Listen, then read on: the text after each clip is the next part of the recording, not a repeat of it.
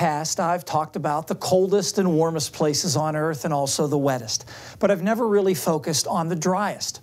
Well, last week, one of the locations vying for the title driest place on Earth made news for exactly the opposite reason. Now, of all the great deserts on Earth, including, for example, the Australian, the Sahara, the Arabian, the Kalahari, and the deserts of the American Southwest, the one that arguably gets the least attention and also receives the least precipitation is a 600-mile-long strip of land on a high plateau in western South America, primarily in the country of Chile. The Atacama Desert lies just to the west of the lofty Andes Mountains, and given the common easterly flow in these latitudes, the desert is essentially in the rain shadow of those mountains. A smaller coastal range helps reduce moisture flow from the Pacific, where waters are relatively chilly anyway due to a cold offshore ocean current. And finally, the desert is tucked mostly between 20 and 30 degrees latitude, a band dominated by high pressure and sinking air. With the possible exception of parts of Antarctica, the Atacama is commonly known as the driest place in the world.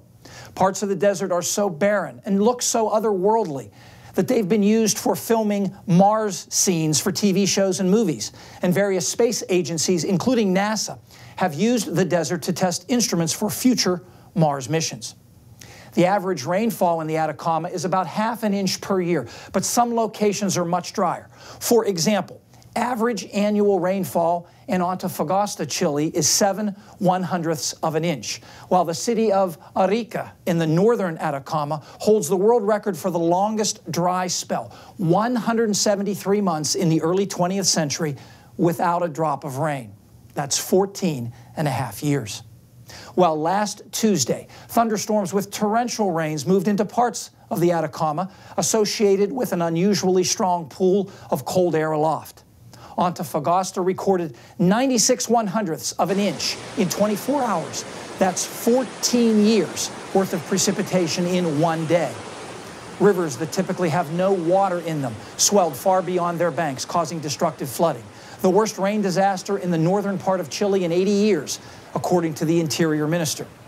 Interestingly, the unusual upper air flow that helped produce the rain had evolved from a highly convoluted upper air flow which earlier in the week featured a sharp upper air ridge directed right at the Antarctic Peninsula. Now, you're in the southern hemisphere now, so ridges of warm air bulge southward, not northward.